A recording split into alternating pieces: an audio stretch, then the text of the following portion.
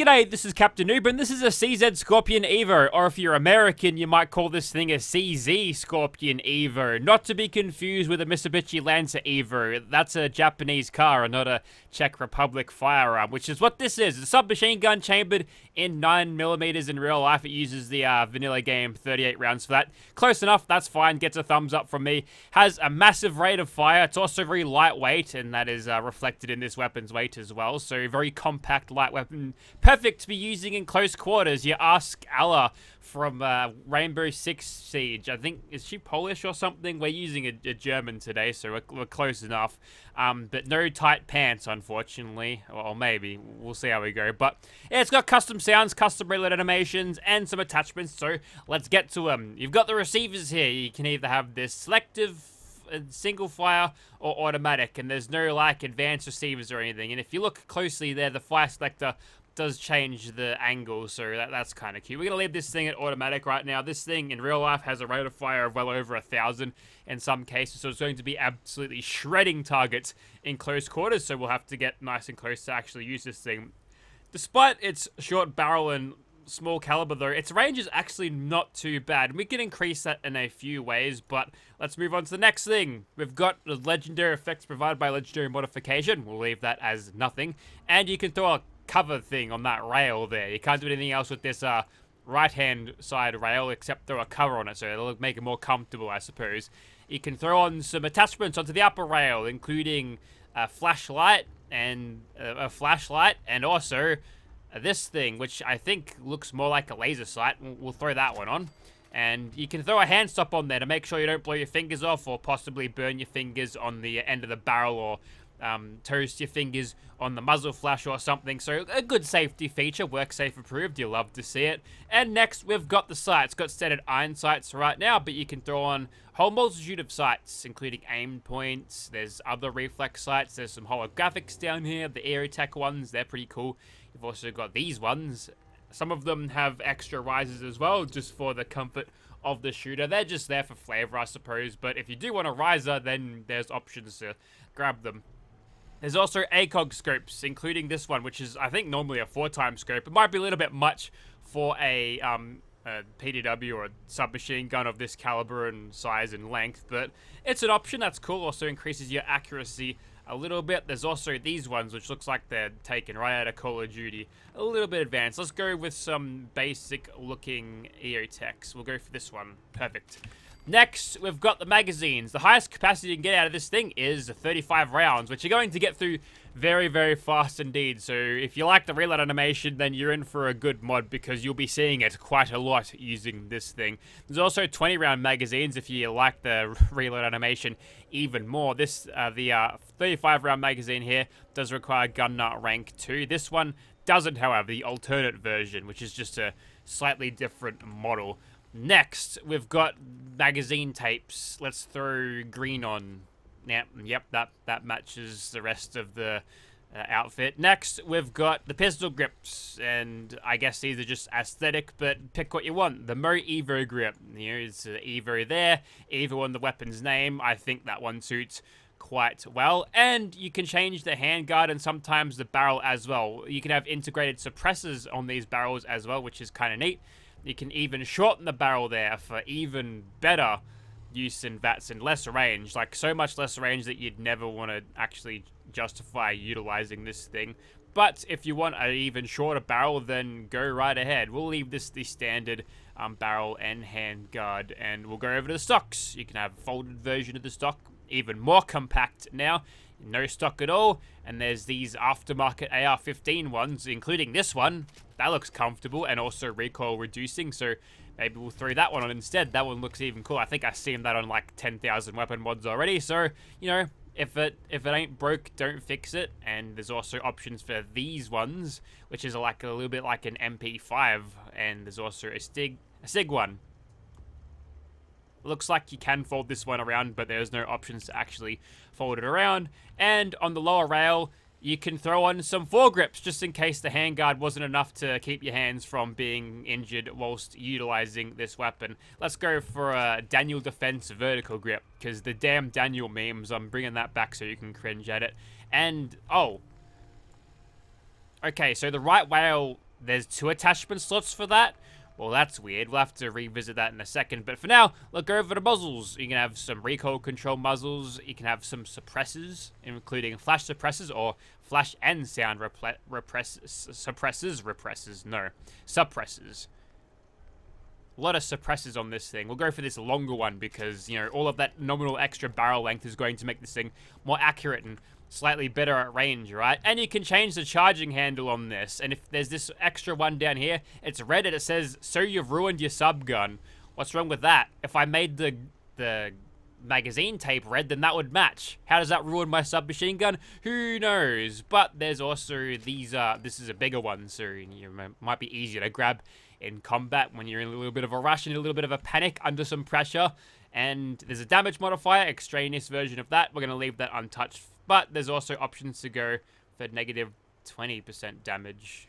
Interesting. So you can offset the your bonuses from Ace Operator using suppressors, should you be wanting to do that. If you are, then maybe just remove the perk entirely. You can change this thing. You can have green, grey, and also tan. And I think that's about it. I'm pretty sure there's a left rail here, so if I haven't missed anything, then maybe there's no left rail variant. Okay, so it looks like the rail on the right is... I don't know what's going on there. I thought that removing the... Oh, okay, it is throwing something there. Is it? Yes, but it's also highlighting a different attachment point. So you can have 2 flashlights on here if you feel like it. Is there anything on the left at all? I don't think there is, to be honest. And if we throw that rail cover on again, does that delete the light? No. Well, I'm not sure what's going on there, but there's our Scorpion EVO. Pretty sure to get these and we'll get started. As it turns out, you can craft this weapon. Find Veldrift CZ Scorpion A1 and here. Look here. Look nowhere else. And you can craft it for 1 adhesive, 1 aluminum, the plastic screws, steel springs, just make heaps. So here's the sniper status, one that I'm going to be using. ACOG scope, longest barrel, not longest suppressor, but I've already using that one. So worth mentioning that if you see rate of fire of 0, just means it's basically infinite. Fires just as fast as you can pull the trigger. Good for DPS. I've also added the red mag tape and the red charging handle, so it matches. So yeah, you see what I'm getting at. And we're back at Immersive Gunners Plaza, and as the gunners do some pest extermination, let's have a closer look at our CZ Scorpions in first person. Now, this is the Aerotech site, which they've given me a green reticule of all colors, which, I'll be honest, in all of this greenery, it's going to be hard for me to spot that, so I may have screwed myself over choosing this particular site. That's what this thing looks like in third person. Look at those casings going everywhere, isn't that cute? We've also got the tactical reload version of this, so we'll only have to pull the charging handle back if we actually empty the magazine. It allows for fast tactical reloads, would you believe? Here is the ACOG scope, which gives you a half-decent zoom in, and as expected, you can fire this thing at semi-auto very, very fast indeed. Whether this thing is actually counted as a scope and I'll be able to utilize it for sniper knockdowns remains to be seen. I'm going to predict no, but if we do get that to work, then that's a bonus. Here's our ultra-compact version with iron sights. Also very grey, compact stock, which I think our thumb is slightly clipping through right now. We clipping through the stock as it is collapsed. Whoops, never mind. And of course, we've got number 4 here, another semi-auto version. This one's got one of those aim point scopes with the risers, so you get the caps on them as well, which appear to be transparent. Do they have like plastic see-through protector screens? Who knows? Anyway, so I did some reading about Rainbow Six Siege, the Alla character that's in there. Like, she's Polish. I remember that from doing the COD port of the Scorpion a while back when I looked up who exactly that was. Look, I know very little about Rainbow Six Siege. I know that it's a very well, it's a very dominant game in the sort of competitive sort of thing. So that's kind of cool. Also, my brother used to play it. Used to watch him. He was pretty good at it.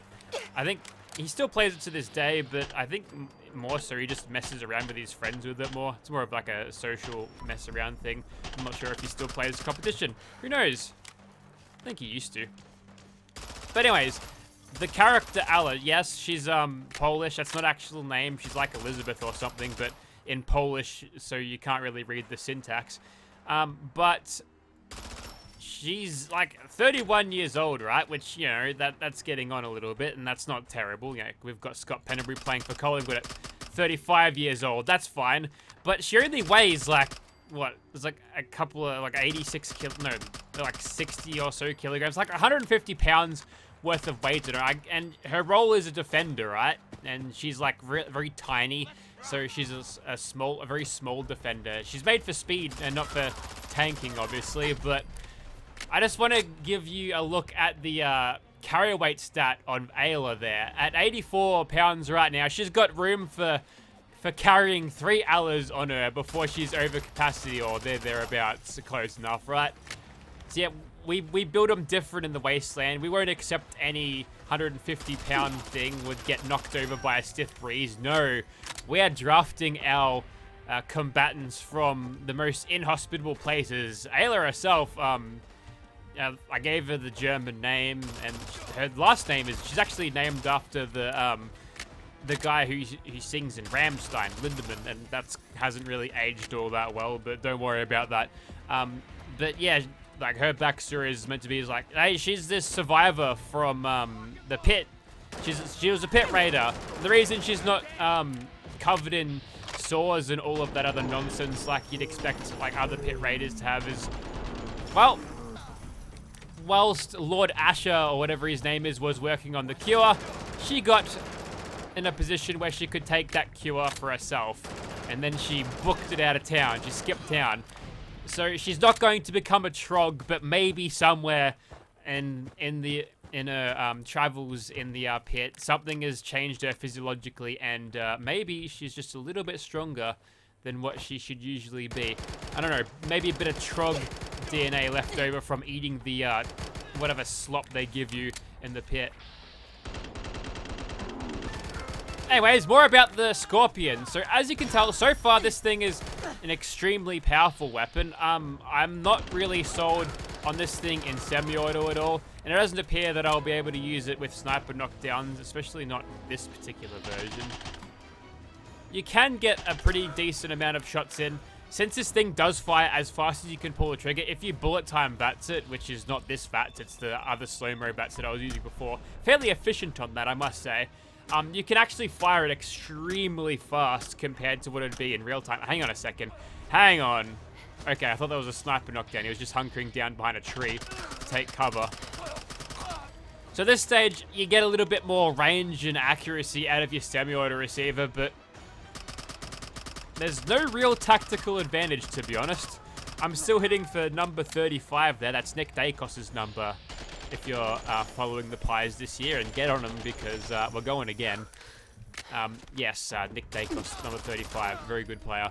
But yeah, I'm not particularly impressed with this. When we've got the damage boosted with Ace Opera with the suppressor, I feel like that should be more of what this thing's like. But I have to get in really close to actually get this thing to work. Although I suppose it does vary on the strength of gunner that I'm actually shooting at, because that last one that I just shot, taking it up a little bit. But a particularly potent weapon to be utilized when you've got the ability to slow down time and line up your shots properly. So if you are a jet addict, and you know, it's not a hard thing to be a jet addict in Fallout 4, like getting constant slow-mo all the time, and it's so easy to make, just plastic and cow shit, and then you've got jet for days. Like, you could easily do really well with this thing. But if you want to use a mod like bullet time VATS, as you see here, very powerful weapon to be utilized with it. So this thing feels good. It does feel a little bit weak, but that's just kind of what happens in very hard difficulty. The game does take away half your damage before damage resistance for your enemies is applied. So if you're playing on lesser difficulties, and particularly survivor with this weapon, because you're firing an extremely light caliber and the weapon itself is super light, so you can easily stack kills to get adrenaline to push this thing way further than what you could possibly imagine. And now we can do the COD door breach, but this time we're going to throw in a little bit of a Rainbow Six part of it. So if we press this button, okay, we could roll like this. Or we could do this. There we go.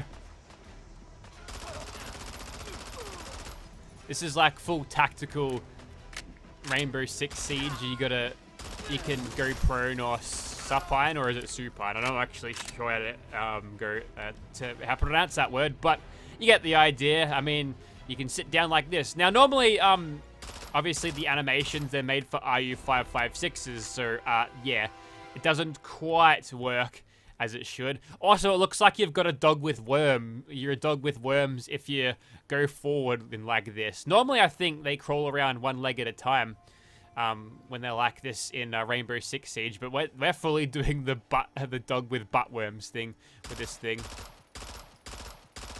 Way to control the recoil. That's good. Look at that stock, just like 90 degrees.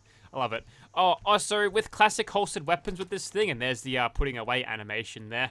It works mostly.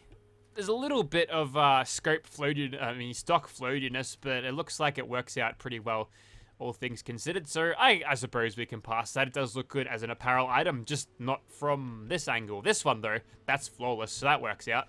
Alright, so I've done some more research on this Ella individual from Rainbow Six Siege, and apparently she's got this elite skin where she's got like this sort of hair color and it's blonde and she looks like Billie Eilish, so you know, we've got to pay homage to that. I'm such a poser. I do all these COD mods and all of this talk about Rainbow Six Siege. I've never played it. Oh, I'm the worst. Anyways, we'll begin, and the Swan over here, he might take a little bit of killing, but I'm thinking we're going to have to keep him at pretty much arm's length here. We'll just make sure we don't get staggered there. We'll do a cheap stagger cancel if we do. But I think now is the time to use criticals. We'll spam that critical button as we're going along here. Well, we did okay there, I guess. But it's going to take a little bit of killing to get the job done here, I think. Also, seems to be getting a little bit of extraneous damage along with it, and I'm not sure what's happening there. Every now and then, I might just be the case of the what's it called? The floating damage mod is just bugged a little bit. Okay, we bugged the sound out a little bit there, but don't worry. Oh, look, he's chasing that ghoul now. He's trying to build up his adrenaline damage. Oh, you get it? That's a Fallout 76 reference. I've been playing a little bit of that recently, actually. I want to grind up my score. I don't know if I'll get back into live streaming it because you do all your chore board things and then you kind of don't know what to do. And I'm kind of over grinding in that game. See, the problem I'm thinking about, just the thing on my mind about this Fallout 76 thing is, the problem is that the game's barely changed in like 3 or 4 years at this point. We're still doing the same thing every single day, and yeah, there's extra content being added to it with the expansions, the what's it called, those expeditions or whatnot, but you do them once and then you're just like, well, now what do I do? As the mysterious stranger takes one for the team there. I'm hoping you get at least a couple of bullets in there. But these situations, you're probably just better off switching to something else, at least on very hard difficulty, because granted, we are doing the job. We're going through our 38s a lot, and yeah, they are cheap and light as an ammunition source. Okay, that's nerd rage now. Let's make use of this then. Add some criticals in the mix. I don't know if we've got any left at this point. We've got plenty of VATS criticals, so may as well utilize them. 254 per shot gives me around 750 per burst, which is not terrible. Closer to 730-ish maybe. But we got to make sure we don't get hit by any more rocks at this stage. The mysterious stranger again shows up, and Swan gave up. He knew he was beaten, and that is about it. Alright, we'll try this next monster. We'll go a little bit more stealthy this time though, because that took bloody ages. Also, I've just noticed that I've made the German character have blonde hair and blue eyes. Shit. I didn't do that. You didn't see anything. And as this raider comes up to stick a shotgun in my face, let's do a little bit of bashing. he popped a stim pack, and he was healing as he was going along, but, you know, that was only a raider waster. These are only small fish. This is just to, zero in the scopes before the main event, and there we go. Try to get some sneak criticals here. I suppose, like, if you are playing a more realistic bullet damage mod, this would be perfectly fine, because it delivers these rounds very accurately, and your volume of fire can be pretty good. Not the bullets themselves, the amount of bullets you can fire out of this thing in a rapid succession. So it's got a good couple of things going through it. If you were to utilize this weapon with, say, true damage, which is maybe where it's supposed to be utilized, considering there's no receiver benefits or anything for it, you can probably do a pretty good job with this thing. And under normal circumstances, you can just wipe the floor with a Modular Queen on a, like, you know, just normal. So maybe balance is not really... I mean, I suppose my take on balance is rather subjective, but if you're not making good time against a pile of gunners in the immersive gunners plaza very fast, then who knows? Alright, we took no damage to that. We're gonna go for a dive. There we go. And utilizing Aqua Girl, we're going to be nice and hidden, at least for a moment, and hopefully we won't get detected as soon as we resurface, but it's been a while since I've tactically used the perk like that. Never mind. Okay, apparently we're just so incredibly visible to everyone. I don't know what it is, but I guess we go back into VATS.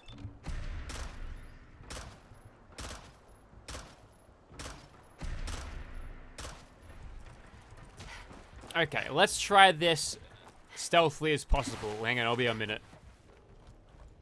Alright, back in now, and really should have reloaded this thing first. Take out that Modular over there, and now we can get started. Now he's going to be distracted on the Mysterious Stranger now.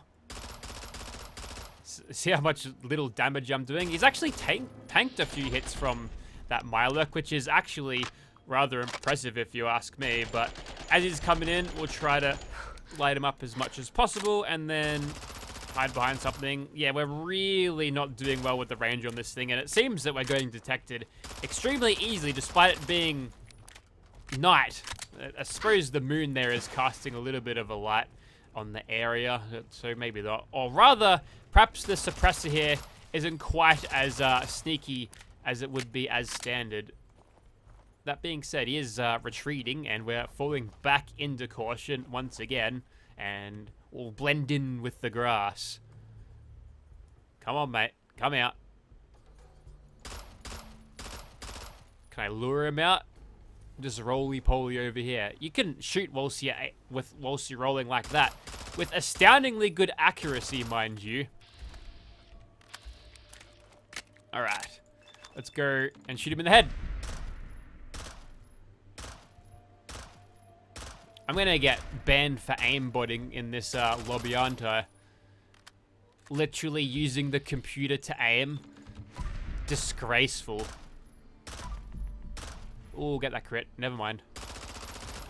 Okay. Well, I hit the jump button, and if you're prone and jump, it'll immediately take you out of sneaking. But that's fine. I think we've got this one on ice at this stage. Maybe. That's double crit. Lovely. And yet one more crit. So all we gotta do now is just keep him at bay, and that should be easy since you get a little bit of a stagger chance with your commando guns. And we've got Mysterious Stranger out again. He gets absolutely dunked on. One hit, one shot. Doesn't matter, and at this stage, we've pretty much run out. I mean, we haven't run out of 38s, but close to. And I think you get the idea with the Scorpion EVO, and I think it's a really well-made weapon mod. Obviously, these sounds are from COD. You've probably recognized them already, and if you've already left a comment, then I'm impressed with your perception. Maybe you should be like I don't know, a noticer of things, an investigator, if you can pick up on that. But anyways, I'd like to recommend this mod. It's pretty good. The weapon is solid. It looks good. Obviously, this is one of the lower texture resolutions variants of it because I think 800 megabytes is quite enough for just one firearm. Thank you very much. Anything else, I think, is pushing it a little bit, but I do recommend you checking out. If there's not a version of this on Xbox, I'll be sure to link an alternative down below, but check out this mod if you want. Highly recommend it. It's a good, well-made weapon mod.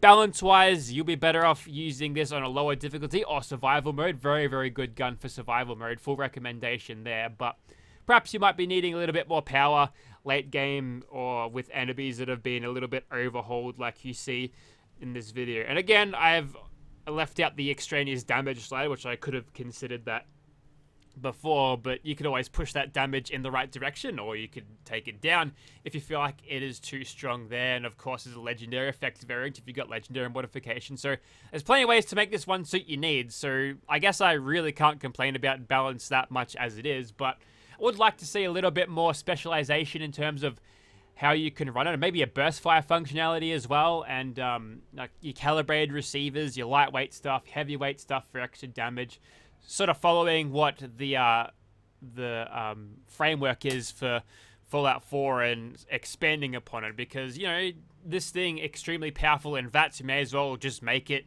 even better with VATS with like a calibrated receiver or something. So, you know, there's room to grow here, but we'll have to watch this mod to see whether it the growth can take shape and it can be improved over time. But as a starting point, a very good mod. Check it out. Thank you very much for watching, guys.